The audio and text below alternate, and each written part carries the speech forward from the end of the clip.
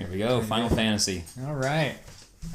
Final Fantasy Origins, because this is the 2003. Yeah, this is the 2003 re-release, or rather remake of the first two games, which was released on the PS1. Let's see. I mean, they completely remade it from the ground up, which is impressive.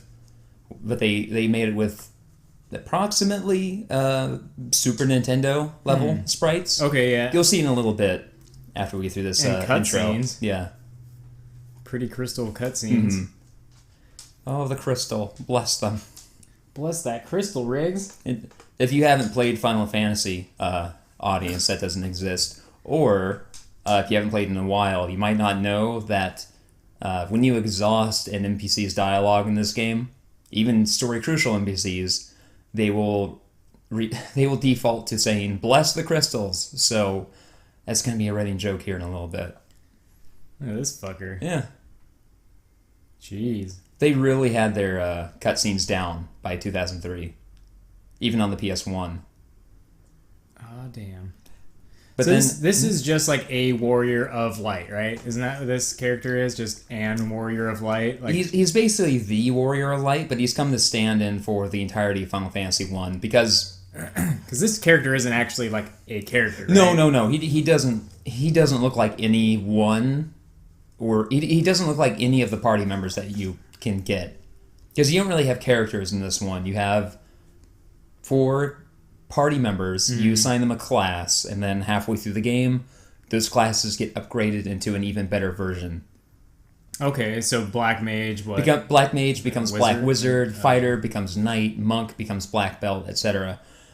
I say etc., that's almost all of them. I may as well just finish off. Thief becomes Ninja, White Mage becomes White Wizard, Red Mage becomes Red Wizard. But none of them are that, right? But that's a problem, because if you want to brand this first game, especially with something like, say, World of Final Fantasy, it's like, well, what do you do when you don't have actual characters? Everything is generated entirely by the player. So they made the Warrior of Light right there, who's come to stand in for this entire game. I almost wish that they did it like the Warrior of Light was maybe more of a guiding force in the game that looked like that. Because you always see that art. You see that and like, even in the art book. I believe that specific art did exist. Even if you want to, you can look through. I have it right over there. But I think that art did exist, so they must have had that in mind at the very least. All right, so what's the story of this first one? It says the wind died. It is exactly what you remember from... is it Bravely Default? Bravely Default, yeah. The elements are dying and the world is following suit. Yeah. Everything's just getting shitty. God, I gotta finish Bravely Default and then get Bravely I think Second. everyone says that at some point. God, I gotta finish Bravely Default. It's just, I fall into the hole of I need to find every class. I want every class, like, and then I want to try to level up every class, and I want to find like that right team. But I need to just say fuck that and just plow through it because you'll never find the best. Well, there probably is a mathematical like best team. There's always someone with a spreadsheet who will find the absolute best composition. But yeah, I never. That's the same hole that prevents me from getting into competitive Pokemon. It's like I want to enjoy this game. I don't want to just punch everything to a spreadsheet and go, okay, this is exactly what I need. Like, I just want to have what I like each character to be. Like, in Bravely Default, I like the main, I can't even fucking remember their names. The main male protagonist, I like him as a thief. I don't know why, I just keep him as a thief. And then the main female, I keep her as like somewhere between like a white mage and some other kind of more status kind of some kind of blend. And then that suave ass dude. Oh yeah. I usually have him as a freelancer. I just don't know why, but I keep him around like that, and then he'll be super badass if I can manage to, get the freelancer to be badass. So right there, I made a decision between normal and easy. I think the only difference is that prices are a little lower on easy mode. But I went with normal because I'm an idiot. And then the other... I was debating what to name this guy a little bit. Warrior, Thief, White Mage, and Black... Is this what you go with, or do you just switch them up? You'll see here in a moment. I more or less do go with this too. I tried to name him Meatman, but there wasn't enough room, so it's just Meat Man. I don't like thieves. I don't know if I've ever talked about this on camera, as it were. In most RPGs, especially Final Fantasies prior to 9, the successful steal rate is so low that there's no incentive to actually try stealing, really. It's like, I'm just going to have a character who's going to keep failing turn after turn. Fuck that. Or, you take so much damage, you're like, but I got that potion, though, so I can hopefully heal myself after all that damage I just took trying to steal that potion. We'll see this in a few months, but with 9, they really made it work, because most enemies have something really basic that you will steal immediately. And then they have better stuff, often really good stuff, which is worth your time to try and get. Yeah. But it has a lower successful steal rate.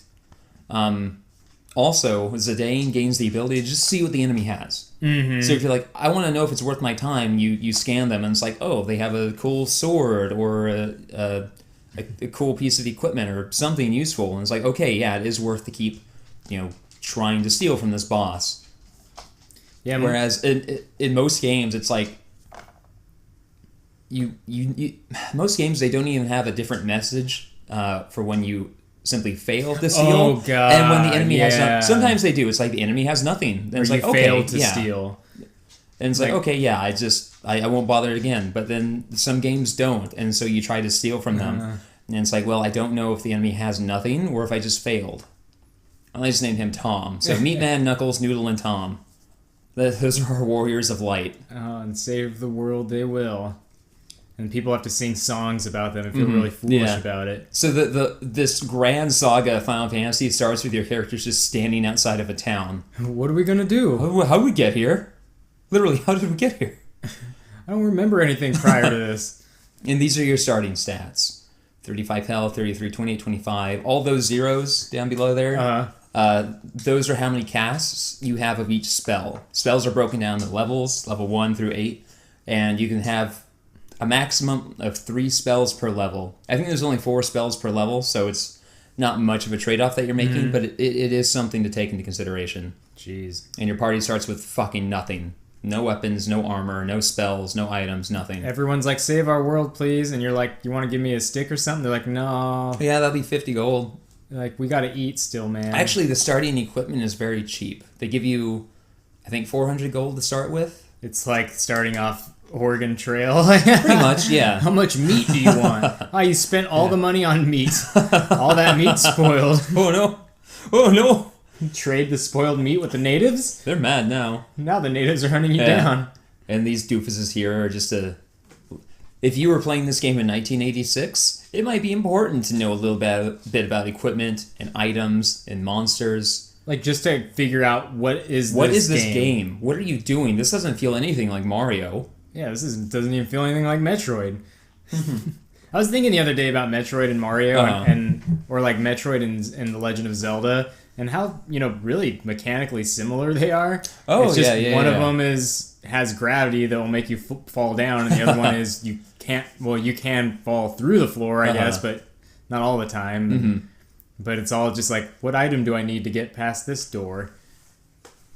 So the first set of equipment you find is like 10 gold, 5, 5, 10, and 10. There's a problem with the first 2 Final Fantasy games in that they don't tell you what the actual attack power of the items are. Here, at least, they let you know if it's an improvement over what the character currently has. Yeah. Sometimes that shit's misleading. I don't know about this game, but sometimes you get the up arrow and you're like, yeah, but it's like, oh, that only increased your attack power. It actually lowered your magic power. Like, These systems in every RPG I played with something similar has that flaw. It can't take into account all the permutations of stats that eventually play into the final attack power of the weapons at hand. Like, Diablo 3 does a good job of it, but Diablo 3 also has to take into account attack speed, crit damage, crit chance, all kinds of other factors. Like, this weapon might have lower DPS, but it has this bonus effect where it, like, summons a goddamn Leviathan to fight for you. Yeah, a fucking shirt. Wear this PAX 2010 t-shirt to go save the world. They're all shirtless at first, or you're just putting one shirt over your old shirt because it's a good fit. That's a good fit. Oh yeah, it's a good fit. Mm-hmm. So that early shirt just becomes you. And Final Fantasy is, what I've noticed is that they have a unique problem in that from time to time there'll be a Final Fantasy where your characters can fight barehanded. Like if they have a monk class especially, then they fight better barehanded. Yeah. But the game assumes that a character is better off with a weapon. So if you hit optimize, like the monk's attack power seems to be 2 times their level. So having a weapon is good, early on, but then you go, level 20, level 30, and now you're talking 40 attack power, 60 attack power, way higher than any of the weapons in the game could give them. But the game assumes a weapon is better than being barehanded. And so if you just click optimize, it will equip them with a weapon, even though it drastically, in some cases, decreases their attack power. So I would really appreciate an RPG that actually was able to take that into account. With most recent Final Fantasies, it hasn't been an issue, of course, because they're not that complicated mechanically. Like, it's just equip the best weapon, equip the best armor. 10 was maybe the most complicated, but even that was just, increase your stats on the sphere grid and equip the best weapons, which allow you to break the damage limit. And now these guys are going to take us to the king because these shirtless vagrants walked into town, but they have these crystals and like, are you the warriors of light? Like, yeah, we got this. Go to our king and his weird, swan statues or toucan statues. I don't know what those are. The king's got a look on his face like, I don't know, like somebody's 2 minutes away from coming in and jerking him off and feeding him grapes. Like, yeah. I don't care. Go save the world, please. And take at least 20 minutes, will you? Well, let's be honest, I only need 5. There was something about when you were buying the magic and the little spheres, obviously because of the little spheres, it made me think of materia, because they have their own slots yeah. Yeah, it is a little similar to that, actually. God, that's what I loved about the materia system, is that it eventually starts hurling materia at you, which is great because it gives you options, but I only have X number of slots. And then it's well, this equipment has these slots, but they're not connected. This one has fewer slots, but they are connected, so I can pair together elemental materia and all materia. I liked so many materia because it's kind of like having a shitload of Pokemon. You're like, I'm not going to use them all. I can't use them all, but I have them. Yeah. The quick story right now is Garland, the very first boss of Final Fantasy, kidnapped the king's daughter and took her to the Chaos Temple in the north. You think they'd do something about the Chaos Temple, but whatever. They just kept looking at it I don't know about that place. And now I'm just going to explore the castle a little bit and talk to people. Garland was a once honorable knight. What could have driven him to such a hatred? Oh, is it pronounced hatred? Oh, I'll be honest, that's the first time I've ever actually heard it. Garland. Something about his name, and this happens a lot, but there's definitely something about his name that makes me think of food. Yeah. Well, it sounds like garlic, right? Yeah. That almost feels like a Dragon Ball pun. Actually, I think there was a character named Garlic. I am Jane. Queen of Cornelia, please save my daughter, I beg you. Isn't that where Star Fox is from? Cornelia? Yeah. I think so, yeah. Star Fox just zooms by. Yeah, Cornelia, the very first kingdom of Final Fantasy. And this is your first time walking around. I want my sis back. Walking around in people's rooms that you have no business being in. And I cut out significant leveling. You can see I now have 105 health, 95 health, 8176, as well as the trip north. I cut that out and faded. You're going to see that a lot for the next year. I wonder if that was a comfortable thing for people starting off, just wandering through people's houses and stuff. If that was a normal, imagine someone playing a Final Fantasy game for the first time and then their buddy being like, dude, you gotta go explore those houses. Yeah. I know where you're coming from. It's because it's normal for us now. Oh yeah, it's normal for us. It's beyond normal where they even joke about it in certain games. Oh yeah, those games that want you to jerk them off because of how clever they are. Yeah, how self-aware they are about being an RPG. We've played a game before. Buy our game. What are you doing? Oh god, Jim Sterling reviewed one. I forget what it's called, but that's all it is every 30 seconds another RPG joke. To the point where there's a guy who looks like Cloud. I think his name is Clud. And, no, his name is Claude. And he's like, my name is Claude. I used to be ... a soldier. And that's it. That's the joke. Oh my god. Which I wish you were familiar with The Simpsons, because just Rainier Wolfcastle going, that's the joke. Look at It's Garland. that moment. Garland looks cool as fuck. Yeah, he does. That's a good first boss, isn't it? Yeah, like, oh, this is the guy? He's way bigger than us. He looks like a human, actually. And He's way bigger than you, and he looks way bigger than any of the enemies you fought so far, Like, which were just mostly like goblins and wolves. Like, he's so big. He's so big. Yeah. And he goes down pretty quick, which gives you a false sense of how difficult this game's going to be. Because it's pretty hard. But I mean, how often, that's always an RPG thing too, where it's like the first boss is like, I don't have time for this Oh, shit. yeah. The guard scorpion and... The boss that at first perhaps underestimates how strong you are, but then is like, I gotta get out of here anyway. Yeah. Thank you for saving my life. Please come to the castle with me. Father will be most grateful for your valor. Why do your family make yummy noises? No reason. She does the kung fu thing where she quickly reveals her breast and then closes them back up. I am forever in your debt. Well, I'm in your debt for about 2 minutes. And then the king does it too with his robe. He's just totally naked underneath. Oh, man. It's just like hairy and a bit... Oh, no. I'd like to thank you for saving my daughter. I had a dream a few weeks ago where I was fat and had man breasts, and it genuinely scared me. Oh, jeez. I would be too. Fuck. That'd be scary. I was so happy to wake up and feel my flat, kind of muscular chest and go, oh, good.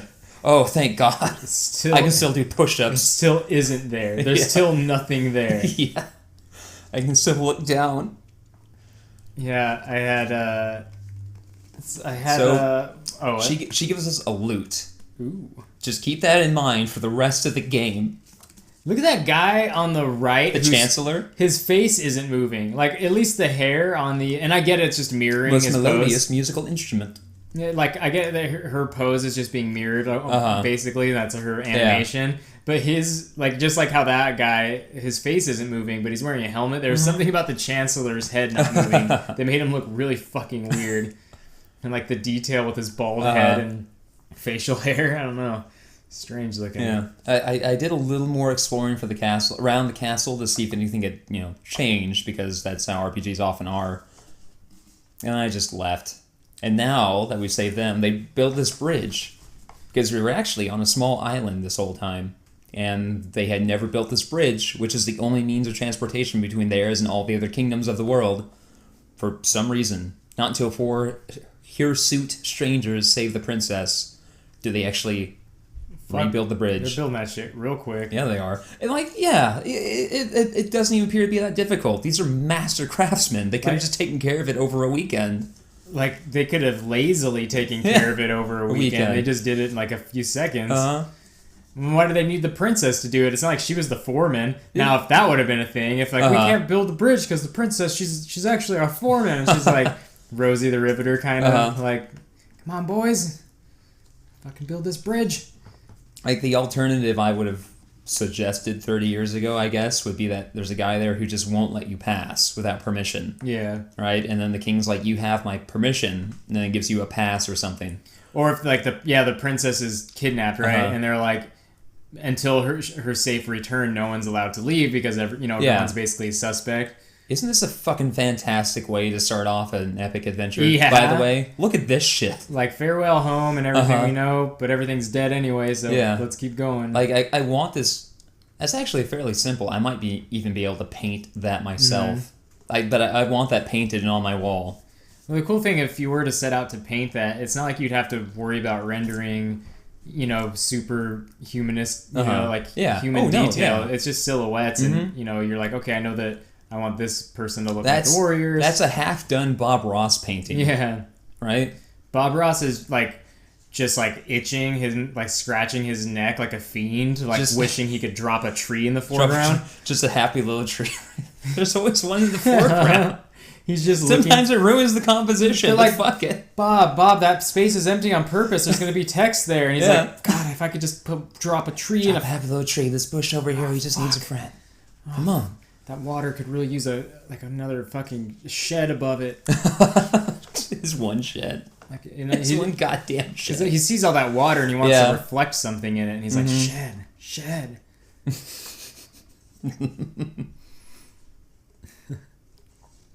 Yeah. No, any more? Any more? There might be a little bit. Come on, give us the stinger. Come on. The end? Question mark? I'll get into a story at the start of the next episode because this one's almost done. And then it cuts to this, and then